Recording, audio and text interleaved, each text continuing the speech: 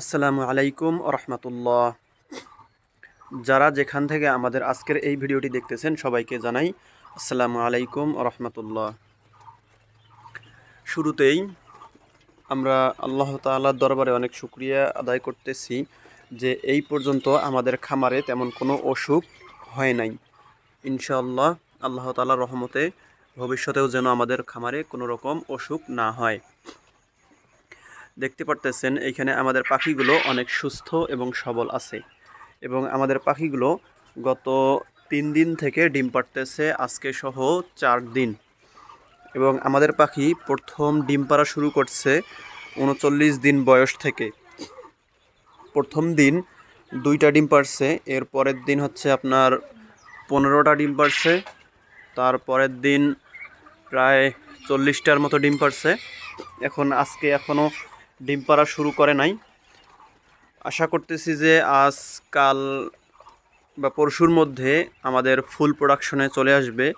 ফুল প্রোডাকশনে না আসলেও প্রায় 80% প্রোডাকশনে আসবে, 80% বা 70%।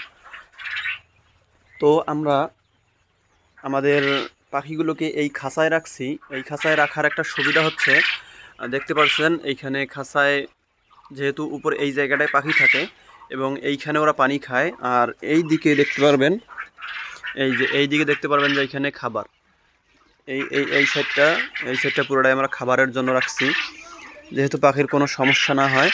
আর হচ্ছে এইখানে দেখতে পাচ্ছেন এই যে এইটা আছে, এইটা হচ্ছে ডিম এইখানে গড়ায় আসে।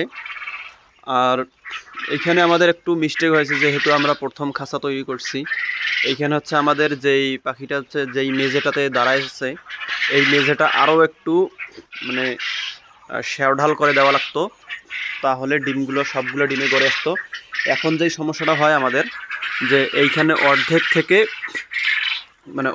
থেকে আমাদের এই দিকের ডিমগুলোর সামনে আসে, আর এই দিকে যেই ডিমগুলো আছে এই ডিমগুলো হচ্ছে আপনার এইখানে হচ্ছে জমা হয়ে থাকে এইখানে। তো আমাদের এই সমস্যাটা হয়েছে, যেহেতু আমরা প্রথম খাঁচা বানাইছি, তো একটু ভুল হবেই, সেটা স্বাভাবিক। তাও আমরা আমাদের ভুলগুলো সংশোধন করার চেষ্টা করব।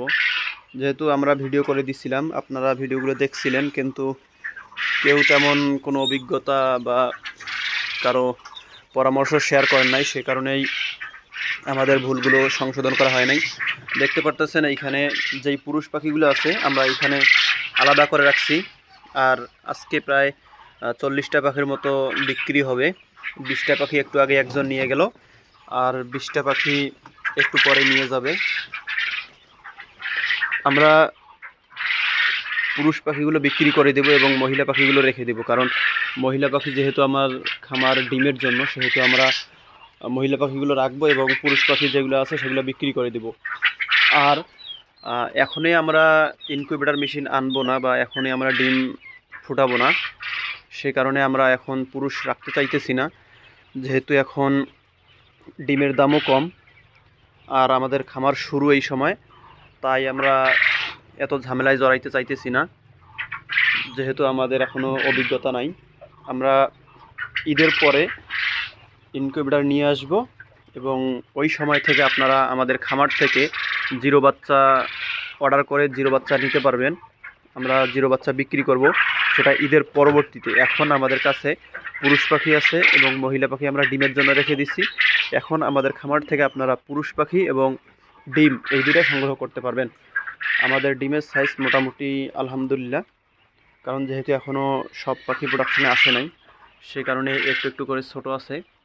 আশা করতেছি 2 বা 3 দিনের মধ্যে আমাদের ডিমগুলোর সাইজ একদম স্বাভাবিক অবস্থায় চলে আসবে। তো আপনাদের দেখতেছি ফেসবুকে অনেক পাখি ঝিমুচ্ছে এরকম করে, মানে পাখিগুলো বসে থাকতেছে। আপনারা চেষ্টা করবেন যে 16 ঘন্টা আলো দেওয়ার, এবং রাত 10টা থেকে বা 11টা থেকে লাইট বন্ধ করে রাখবেন, আবার সকাল থেকে আলো জ্বালাইবেন, বা দিনের আলো বা আপনারা লাইট জ্বালাই রাখবেন, যেটাই করেন এরকম করে 16 ঘন্টা আলো দিবেন। আর আপনারা যারা ভ্যাকসিন করেন নাই তাদের হয়তো বা এই সমস্যা হতে পারে, আপনারা ভ্যাকসিনটা করে নেবেন। আর খামার জীবাণু, মানে খামারে হচ্ছে আপনার যেই মুরগির জীবাণুগুলো থাকে, এগুলো হচ্ছে ভাইরাস, এগুলোকে ধ্বংস করতে হবে। এই জন্য হচ্ছে আপনার আহ, একটা র্যানামাইসিন না কি জানি একটা ওষুধ আছে জীবাণুনাশকের, আপনারা ওইটা প্রয়োগ করতে পারেন, তাহলে জীবাণুমুক্ত হবে খামার। কারণ এইখানে যেহেতু আশেপাশে অনেক আহ, পাখির মলমূত্র পড়ে এগুলা, এই কারণে হচ্ছে আপনার এখানে জীবাণু তৈরি হয়। আর এগুলা থেকে পাখিকে মুক্ত করার জন্য ওই স্প্রেটা করা লাগে। আপনারা পাখিকে এখন গরমের সময় যেহেতু দিনে 2বার বা 3বার আপনারা স্প্রে করে দিবেন, তাহলে আপনার পাখি কোনো রকম কোনো আক্রান্ত হবে না। এই বলে আজকের ভিডিও এখানেই শেষ করতেছি। আসসালামু আলাইকুম ওয়া রাহমাতুল্লাহ।